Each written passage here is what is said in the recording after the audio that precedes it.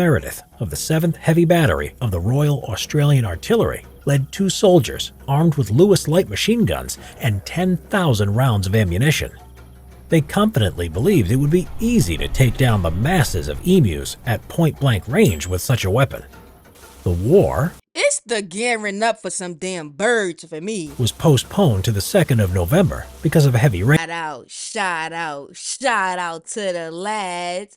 Hold on, lads. Spin around for y'all one time. Shout out to the lads. Yo, lads. Y'all went to war with some birds.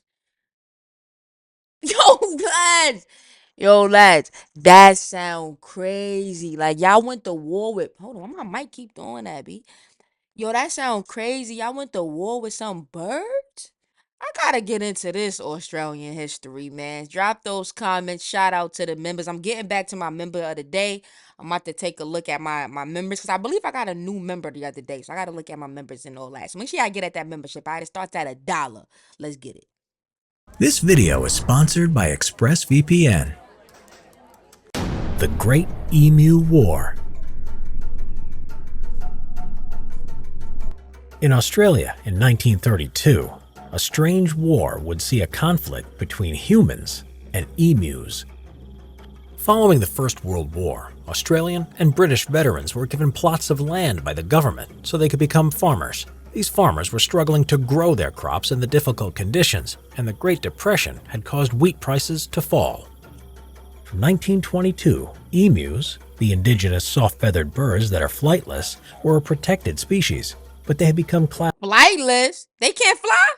classed as vermin. Yo, I'm sorry. If you a bird that can't fly, you might as well just not be a bird. I'll be real with you. Yo, imagine you a bird and can't fly. You know what I mean? When 20,000 of the birds ate crops across Western Australia. The ex-soldiers turned farmers requested aid from the Australian military, asking the Minister of Defence, Sir George Pearce, for machine guns and ammunition. Major G.P.W. Meredith of the 7th Heavy Battery of the Royal Australian Artillery led 2 soldiers armed with Lewis light machine guns and 10,000 rounds of ammunition.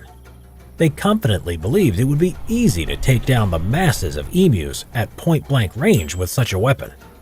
The war It's the gearing up for some damn birds for me. was postponed to the 2nd of November because of heavy rainfall. They traveled to the district of Campion, where they sighted around 50 emus and opened fire. However, the speed and ability to scatter into small groups made the emus able to What? So they just went and shot all the birds? Nah, lads. Nah. Now that's just wrong. I mean, even though the birds was messing up the farm, so I don't know. I got mixed feelings with this, man. I feel like they could have did that another way. That's crazy. dodge the fire and move out of range.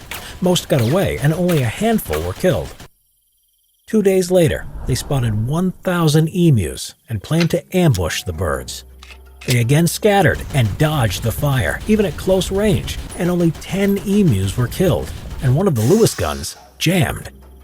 One of the soldiers said, "The emus have proved that they are not so stupid as they are usually considered to be.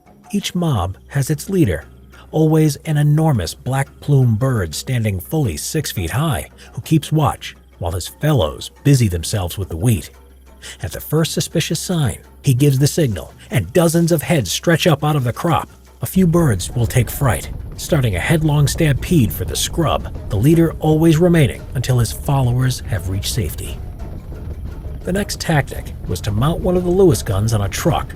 This failed too because the ride was bumpy and the emus were too fast, making It's the fact that they just sitting there ducking and dodging all the bullets. Like, I cannot believe this actually happened. accuracy impossible. The idea came to an end when a lone emu got caught in the steering wheel. On November 8th, after the negative media coverage at the humorous failure to cull the emus and discussion in the Australian House of Representatives, the group withdrew. They had used up 2,500 rounds of ammunition and killed just 200 emus. Major G.P.W. Meredith said in retrospect, If we had a military division with the bullet-carrying capacity of these birds, it would face any army in the world. They can face machine guns with the invulnerability of tanks. A second attempt on Yo, these some real birds, B. These birds is from Mount Dry. the 12th of November was made after more emu attacks on crops. It was more successful, claiming 986 kills using 9,860 rounds at a rate of 10 rounds per confirmed kill. Given these poor efforts, in the end it was the emus that were victorious in the Great Emu War.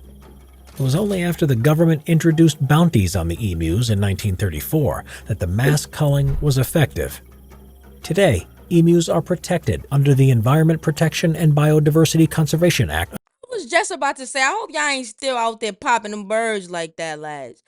And yo, I got a comment. Remember when I was doing the kangaroo videos?